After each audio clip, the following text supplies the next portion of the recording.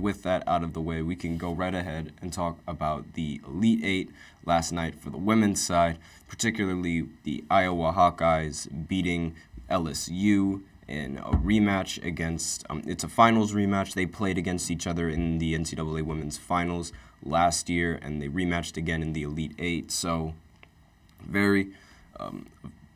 this matchup was very, very anticipated and across the media, not just across the media, but also across like the sports side and women's basketball and basketball as a whole. So Caitlin Clark ended the game with 41 points, 12 assists, and 7 rebounds to lead the Hawkeyes to a 94-87 win over LSU. So she recently broke records in this game. So she is this was her second career game where she scored 40 points and had 10 assists in an NCAA tournament game. Every other player, the men's and the women's side, have 0, so she stands alone in that category. This is her third 40-point NCAA tournament game. It's the most all time. She also hit 9 three-pointers in this game, tying a women's tournament record and her own career high. This is the most she ends her so far right now. She has the most career three-pointers in women's Division I history at 540, and she also has the most career assists and three-pointers in women's NCAA tournament history. So it's a long list of accolades that she ended up breaking. It's 5 completely new accolades that she has for herself and under her belt. She's without a doubt the best women's college player that I've seen, and probably the best college player, period. Excuse me, I get hiccups. And even with all the eyes on her, it seems like the pressure doesn't really get to her. Like, she's just been the greatest player that we've seen. Ayala from Albany, she says that she's the head coach, but Lisa Boulder knew that for her team to be successful against LSU, she had to get Clark moving downhill, not only to get her to the foul line, but also to break down opposing teams' defense. Mission accomplished. So their strategy for guarding Caitlin Clark is to get her to the line. And that's not really a good strategy, because if you're a good offensive player, then chances are you're always going to make it to the line. And with her being a great free throw shooter as well, that's just 2 points on the board. And that's not really something that you'd want to... It's not something that you'd want to go into your possession, like always expecting the player to get fouled and always expecting the player to make free throws, because that's just not going to cut down any kind of deficit if you are trailing. The other game that happened yesterday was UConn going up against the number 1 seeded USC, and UConn ended up upsetting USC. Paige Buchers ended the game with 28 points, 10 rebounds, and led UConn to an 80-73 win over the number 1 seed USC. And this was Juju Watkins' first ever Elite Eight appearance, and she's probably going to end up making a lot more, considering how a lot of people consider her to be just as good, if not better, than Caitlin Clark, because as a freshman, Juju has scored more points compared to what Caitlin scored as a freshman. So right now, she's sort of on pace to being able to break all of Caitlin's accolades, assuming she plays as long and she doesn't get injured. But we'll see how that goes. The Huskies are into their 23rd Final Four appearance. This is the most ever, and they're 15th in the last 16 tournaments. And the fact that they did it this year in particular with so many injuries in their lineup, 5 players were out for the year. It really shows just how much better Buchers and Gino Arima, excuse me if I botched that last name. It just shows how much better they are than the rest of the competition, and how they measure up in terms of compared to the rest of the female basketball players. And a lot more history was made, with this Final Four appearance. So South Carolina, obviously, not yesterday, but on Sunday, they ended up playing Oregon State, and they continue being flawless. They hold a 36-0 record in the regular season, and they continue that flawless record, winning 70-58 on Sunday. And North Carolina State ended up upsetting Texas as well, ended up winning 76-66. So North Carolina and South Carolina are expected to match up against each other in the Final Four. And this is the first time in the history of college basketball that two programs have had both the women's team and the men's team make it to the Final Four in the same year. And the both of those teams that did that were North Carolina State and UConn. So their programs and their basketball programs, they're just so much better than the rest of the competition. I mean, having both the women's and the men's program in the Final Four is unheard of. Like, most of the time, you hear it happen on one side, then you hear it happen on the other, and it's like some colleges, they have a good women's basketball program, but they don't have a good men's basketball program, and vice versa. Now, this is the first time in history that both programs make it all the way, and it definitely is a statement for UConn and their. What would be really crazy is if both teams end up matching up against each other in the straight finals, but I don't think that's going to happen on the women's side. I think that Iowa is going to put a quick stop to that and end up beating. Let's see who they play. End up beating UConn in the next matchup in the Final Four. They play on Friday, April 5th at 9:30. So stay tuned for that game. But I'm pretty sure that Caitlin Clark is going to be enough to stop UConn.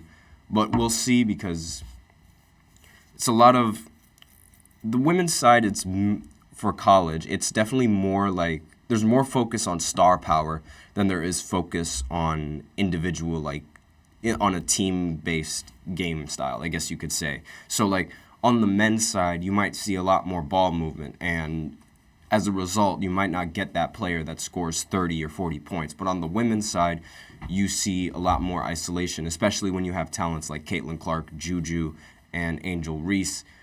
You see most of those players have the ball in their hands a lot more than the rest of them.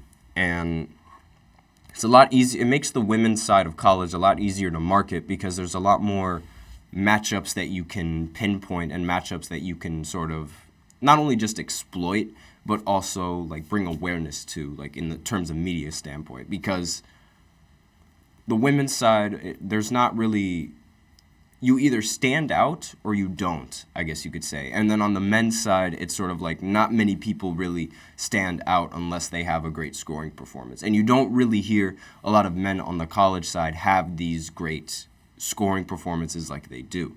And I've had this question in the beginning, but it's like I never really brought it to anyone's attention because I didn't really think it mattered. But is the style of play like the reason why these women end up scoring? Like the rules of the game. I'm sorry, I meant to say the rules of the game. Is that the reason why these women are scoring more than the men? Because the women's side, you play 4 quarters. The men's side, you play 2 halves. So you could be a little bit more lax with your timeouts, and you also get a lot more breathing room if you're on the women's side, because you get time to sit out in between the first and the second quarter, whereas on the men's side, you have to play continuously, and the only time you stop playing is if there's a timeout on the court. So the substitutions, they also have to be a little bit different as well. And since the halves are 20 minutes long, that naturally means that there's less time in the game, because on the women's side, 12-minute quarters, you play 2 quarters and then the half. That means you're playing 24 minutes compared to on the men's side where you'd only have to play like 20 minutes or so. And that might cause, like, the fact that you can't really rest your players after quarters, it prevents them from being able to sort of perform as the game goes on, because you need that resting period. And it's like, you see this in the NBA and you see it in a lot of pro games where it's like, okay, they're going to sit their player from the end of the first quarter going into the second quarter, so that way they're completely rested. And because they're completely rested, they're able to perform a lot better on offense. You could see that on the women's side of college, but you don't see that on the men's side, because men's have to play in halves, and it's a completely different game that they have to learn.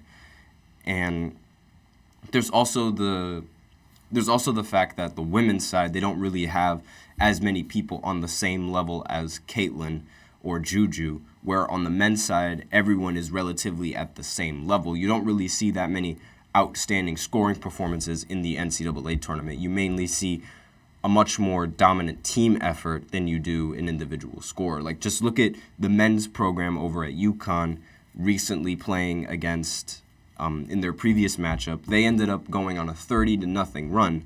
That's not something an individual player did. That was a team effort.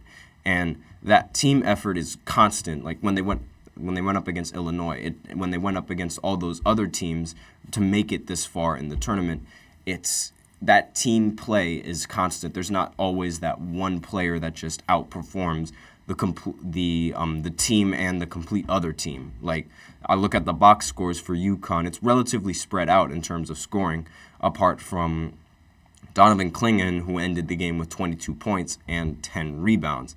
But the scoring was relatively split. Like, you have someone who had 11 points, you had someone with 5, someone with 10, someone with 2, someone with another 10, someone with 11, someone else with 2, someone else with 2. It's much more spread out as opposed to the women's side, where if you look at the box scores with Iowa going up against LSU, Caitlin Clark ended with 41 and Kate Martin ended the game with 21, and that was basically the only scoring that Iowa had, and that was the only scoring that they really needed because LSU wasn't really scoring that much either. Angel Reese ended the game with 17 and 20, so not a bad performance for her. She did get fouled out later in the game, and a lot of Iowa fans waved goodbye as she got fouled out. But again, not much scoring on the women's side. Only 6 players on the women's side, they scored a bucket. 1, 2, yeah, I just wanted to make sure I counted that right.